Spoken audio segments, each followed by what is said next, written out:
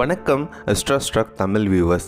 Stock market சீரீஸில் இன்றைக்கி நம்ம பார்க்க போகிற வீடியோ எதை பற்றி அப்படின்னு சொல்லிட்டு பார்த்தீங்கன்னா பைபேக் ஷேர்ஸ். இந்த பைபேக் ஷேர்ஸ்னால் என்ன, ஏன் ஒரு கம்பெனி அவங்களோட ஷேர்ஸை வந்துட்டு திரும்ப பை பண்ணுறாங்க, ஒரு கம்பெனி பைபேக் பண்ண ஷேரையோ இல்லை அந்த கம்பெனியோட ஷேரையோ நம்ம வாங்கலாமா இல்லை விற்கலாமா அப்படின்னு சொல்லிட்டு இந்த வீடியோவில் நம்ம கம்ப்ளீட்டாக பார்க்க போகிறோம். நீங்கள் ஸ்டாக் மார்க்கெட்டுக்கு பிகினர் இல்லை நியூ இன்வெஸ்டர் அப்படின்னா இந்த வீடியோ கம்ப்ளீட்டாக உங்களுக்காக தான், ஸ்கிப் பண்ணாமல் பாருங்கள்.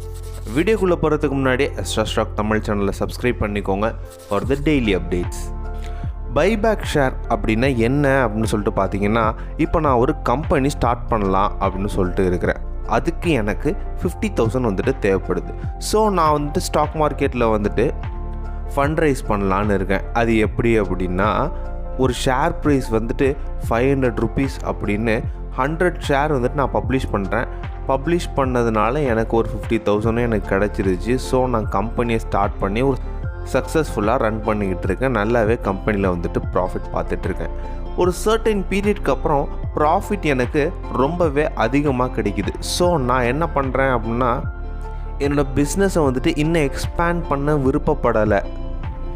அப்படிங்கிறதுனால நான் ஃபஸ்ட்டு பப்ளிஷ் பண்ண என்னுடைய அந்த 100 ஷேர்ஸில் இருந்து நான் ஒரு 20 ஷேர்ஸோ இல்லை 30 ஷேர்ஸோ வந்துட்டு மினிமம் 50 ஷேர்ஸ்க்குள்ளே நான் வந்துட்டு திரும்ப வாங்கிக்கலாம் அப்படின்னு சொல்லிட்டு திரும்ப நான் வந்துட்டு ஒரு அனௌன்ஸ் பண்ணுறேன்.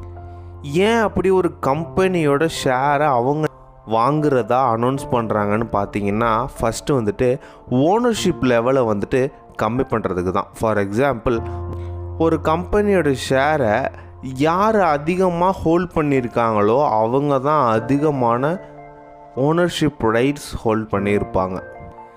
கம்பெனியில் எந்த ஒரு சேஞ்சஸ்னாலும் சரி, எந்த ஒரு டிசிஷன் மேக்கிங்னாலும் சரி, இந்த பார்ட்னர்ஸ் கிட்ட வந்துட்டு கன்சல்ட் பண்ணாமல் ஆஸ் அ மேனேஜ்மெண்ட்டாக நம்ம வந்துட்டு எதுவுமே பண்ண முடியாது.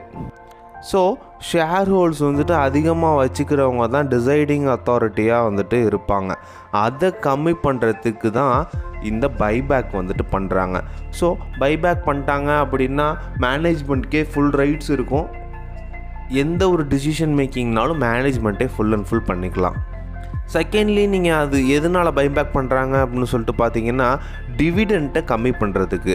டிவிடெண்ட் எப்படி கம்மி பண்ணுவாங்க அப்படின்னு சொல்லிட்டு பார்த்தீங்கன்னா, ஃபார் எக்ஸாம்பிள் வந்துட்டு ஃபஸ்ட்டு அந்த கம்பெனி வந்துட்டு 100 ஷேர்ஸ் கொடுத்தாங்க இல்லையா, அந்த 100 ஷேர்ஸில் வந்துட்டு அவங்க எல்லாருக்குமே நம்ம வந்துட்டு வர ப்ராஃபிட்லேருந்து நம்ம டிவிடெண்ட் கொடுக்கணும். இப்போ ஒரு 50 ஷேர்ஸை வந்துட்டு திரும்ப பைபேக் பண்ணிட்டாங்கன்னா நம்ம வந்துட்டு 50 ஷேர்ஸ்க்கு மட்டும் டிவிடெண்ட் கொடுத்தா போதுமானது. தேர்ட்லி, எதுக்கு பைபேக் பண்ணுறாங்க அப்படின்னு சொல்லிட்டு பார்த்தீங்கன்னா, அந்த கம்பெனியோட ஃபண்டமெண்டல் ரேஷியோ வந்துட்டு இன்க்ரீஸ் பண்ணுறதுக்காக இந்த பைபேக் பண்ணுறாங்க. இது போல் பைபேக்லாம் பண்ணால் இபிஎஸ் பிஇ ரேஷியோ வேல்யூலாம் நம்மளுக்கு வந்துட்டு இந்த கம்பெனியோட வேல்யூ வந்துட்டு இன்க்ரீஸ் பண்ணும். இந்த இபிஎஸ் பிஇ ரேஷியோ அப்படின்னா என்ன அப்படின்னு சொல்லிட்டு நீங்கள் நினைக்கிறீங்கன்னா, உங்களுக்காகவே நம்ம சேனலில் வந்துட்டு இபிஎஸ் பிஇ ரேஷியோ பற்றி கம்ப்ளீட்டாக ஒரு வீடியோ போட்டிருக்கேன். மறக்காமல் அந்த வீடியோவை கம்ப்ளீட்டாக பார்த்துருங்க. ஓகே, இப்போ பைபேக் ஒரு கம்பெனி பண்ணுறதுனால நமக்கு என்ன லாபம் என்ன நஷ்டம் அப்படின்னு சொல்லிட்டு பார்த்தீங்கன்னா, இது ரெண்டுமே இருக்குது.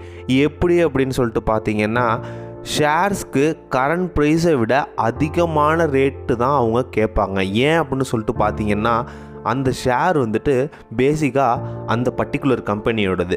ஸோ அதில் நம்மளுக்கு ப்ராஃபிட் கொஞ்சம் அதிகமாக கிடைக்கும்.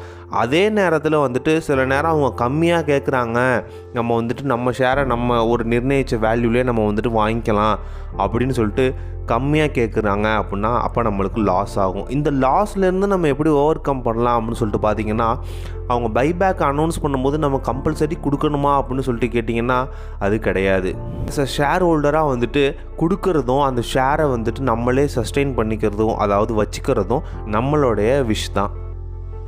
இப்போ காமனாக எல்லாருக்கும் ஒரு கொஷின் என்ன அப்படின்னு சொல்லிட்டு பார்த்தீங்கன்னா, இந்த பைபேக் பண்ண கம்பெனியில் அந்த கம்பெனியோட ஷேர்ஸையோ இல்லை அந்த பைபேக் ஷேர்ஸையோ நம்ம வாங்கலாமா, அப்படி வாங்கினா நம்மளுக்கு வந்து நல்ல ப்ராஃபிட் கிடைக்குமா அப்படின்னு சொல்லிட்டு பார்த்தீங்கன்னா, ஷியோராக வாங்கலாம். ஏன் அப்படின்னு சொல்லிட்டு பார்த்தீங்கன்னா, ஒரு கம்பெனி ஃபஸ்ட்டு பைபேக் அவங்களோட ஷேர்ஸை பண்ணுறாங்க அப்படின்னா, அந்த கம்பெனி வந்துட்டு ஃபஸ்ட்டு ஃபண்டமெண்டலாக ரொம்பவே ஸ்ட்ராங்காக இருந்தால் மட்டும்தான் அவங்களோட ஷேர்ஸை வந்துட்டு திரும்பி பைபேக் பண்ண முடியும். ஸோ ஃபண்டமெண்டலாக ஸ்ட்ராங்காக இருக்கிற கம்பெனிக்கு வந்துட்டு இபிஎஸ், பிஇ ரேஷியோ எல்லாமே ரொம்பவே அதிகமாக இருக்கும். அப்படி இருக்கிற கம்பெனியில் நம்ம வந்துட்டு ஒரு ஷேரை வாங்குனாலும் சரி, ஷேரை விற்றாலும் சரி, நல்லாவே நம்ம ப்ராஃபிட் பார்க்கலாம். ஸோ பைபேக்னால் இது தான்.